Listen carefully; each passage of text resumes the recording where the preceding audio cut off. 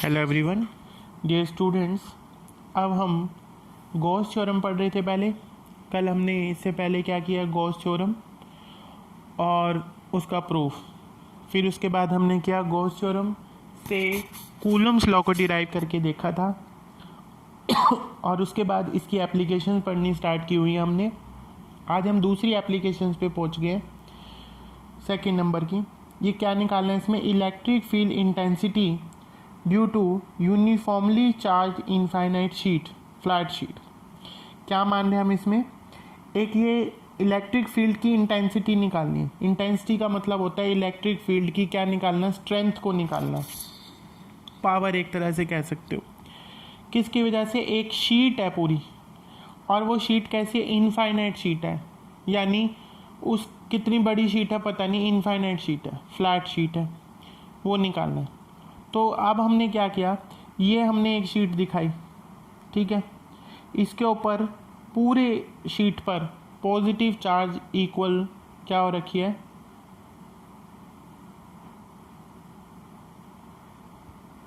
Distributed है।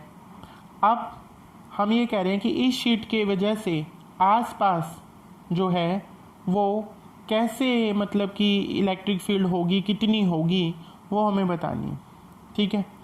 तो अब हमने क्या किया, इस शीट के अंदर एक पियर्स करता हुआ एक सिलेंडर कंसीडर कर लिया, इस सिलेंडर में से पास करते हुए उसको हमने ये माना गॉसियन सरफेस है। गॉस थ्योरम में गॉसियन सरफेस लेते हैं और वो क्या करता है,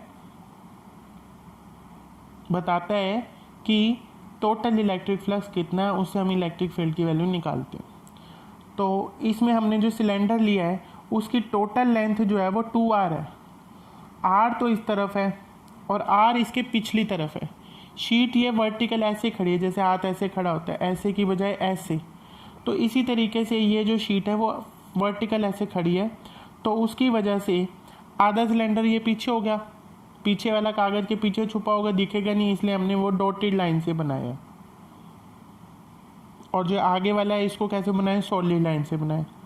फिर हमने पिछले एप्लीकेशन की तरह इसमें भी 3 हमने क्या लिए, सरफेस एरिया लिया एलिमेंट के, एलिमेंट एरिया।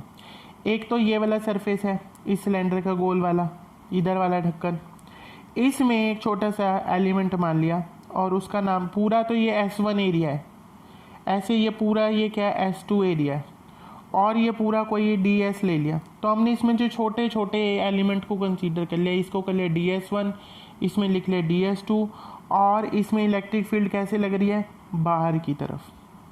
अगर ये बाहर की तरफ लग रही है तो DS वेक्टर एरिया वेक्टर में और किस में, ये जो E है, इन दोनों में कैसे वो होगा, इलेक्ट्रिक फील्ड बाहर की तरफ जाएगी। इसी तरीके से इसमें E की डायरेक्शन बाहर है और इसकी भी DS2 की भी बाहर है, तो इन दोनों में एंगल कितना हो जाएगा, 0। इसी तरीके से ये DS है, इसमें इलेक्ट्रिक फील्ड, ये फील्ड ये शीट जो है वही चार्ज वाली यूं खड़ी है वर्टिकल, तो इससे किस तरफ लगेगी, आउटवर्ड, यानी बाहर की तरफ क्या लगेगी, इलेक्ट्रिक फील्ड की डायरेक्शन। और DS की क्या होगी, नॉर्मल, नॉर्मल से दी जाएगी। इसीलिए अब हम ये डायग्राम के बारे में सारी चीज़ें लिखेंगे। चलो देखते हैं कैसे लिखना है। सबसे पहले लिखेंगे, let us consider a thin infinite plane sheet having uniform surface charge density. Surface charge density का मतलब क्या होता है कि कितना चार्ज और कितने सरफेस पे क्या है, डिस्ट्रीब्यूटेड है। अब कम चार्ज है, ज़्यादा चार्ज है शीट के ऊपर, कितना है कितना नहीं, वो किससे पता चलेगा, इससे, सिग्मा से। ये इसका सिंबल है, आधा न जैसा जो ये सिंबल है, ये किसका होता है, ये किसका होता है सिंबल, सरफेस चार्ज डेंसिटी, यानी सरफेस पे कितना चार्ज है। डेंसिटी मतलब ओवर डिवाइड बाय किसको कर दिया, एस मतलब सरफेस एरिया। यहाँ पर दोबारा देख लो क्या लिखा है, let us consider a thin infinite plane sheet having uniform surface charge density. अब कह रहे हैं to calculate the electric field intensity E, कि इलेक्ट्रिक फील्ड इंटेंसिटी ई को निकालने के लिए at a point P point हम कहीं भी ले सकते हैं जो डिस्टेंस r पे है, चाहे इस सेंटर से ये r दूरी ले ली, ये r दूरी, चाहे आगे p हो सकता है पीछे भी हो सकता है। तो हम ये लिख रहे हैं कि to calculate the electric field intensity E at a point P distant R, जिसकी खुद की दूरी कितनी है आर, फ्रॉम द शीट से we choose a Gaussian surface, हमने गॉसियन सरफेस को माना in the form of a closed cylinder, किस फॉर्म में माना क्लोज्ड सिलेंडर की फॉर्म में, जिसकी लेंथ कितनी है टोटल लेंथ कितनी है 2r, r पीछे ये देखो यहाँ पे दिखाई थी ना r इस सेंटर से पीछे और r इस तरफ आगे, तो टोटल लेंथ जो होगी सिलेंडर की वो कितनी हो गई यहाँ से यहाँ तक की 2r। Piercing through the sheet, और ये कहाँ से पास हो रहा है शीट में से पियर्स करता हो, पियर्स मतलब उसको शीट को फाड़ते हुए उसमें से क्रॉस करते हुए जा रहा है। S is the area of ends of the cylinder, और ये जो सिलेंडर है इसके जो एंड्स हैं, ये एंड हो गया एक ये होगा, ये दोनों का एरिया कितना लिया हमने एस।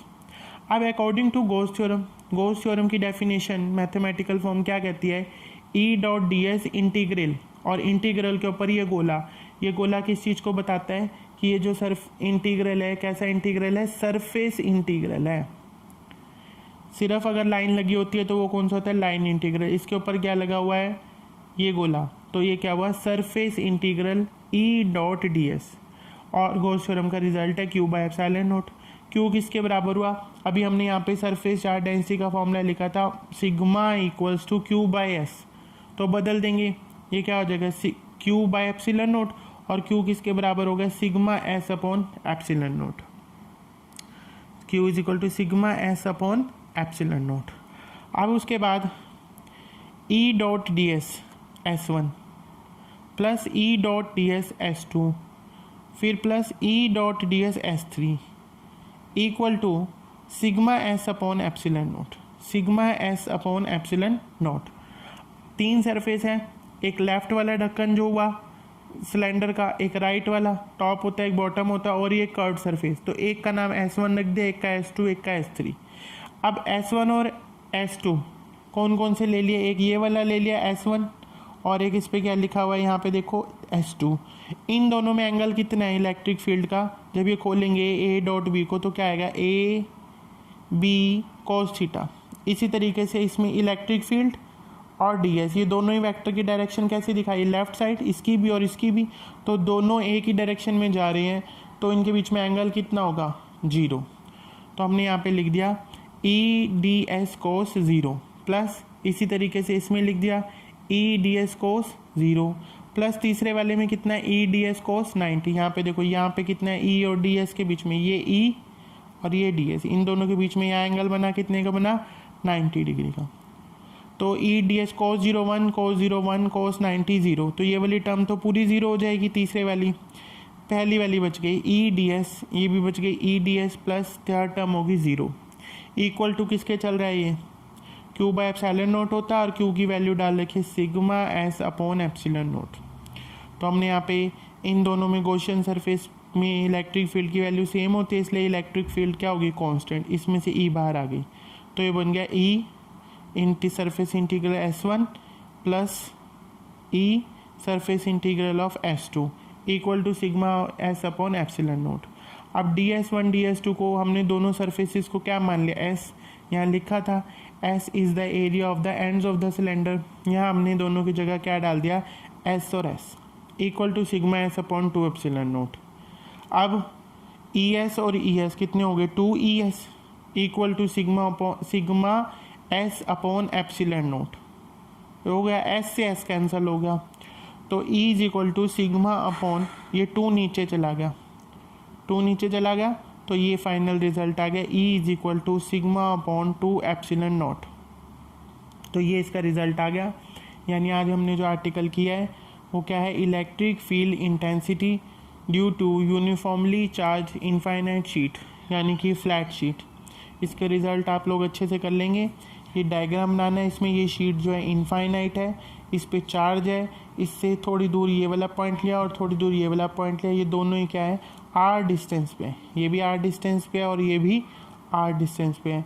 तो हमें ये देखना है कि इन चार्ज की पूरी शीट की वजह से टोटल जो इलेक्ट्रिक फील्ड की वैल्यू है वो कितनी है। तो हमने इसके 3 सरफेस लिए ds1 ये ds2 और ये तीसरा एक तरह से S3 वाला सरफेस।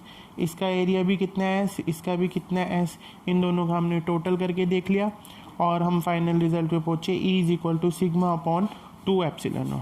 तो आज आप इसको अच्छे से कर लेंगे और कोई दिक्कत हो तो मुझसे आप पूछ सकते हैं। Thank you. इसको 2-3 बारी वीडियो को देखा करो, तब समझ में आएगी। Thank you.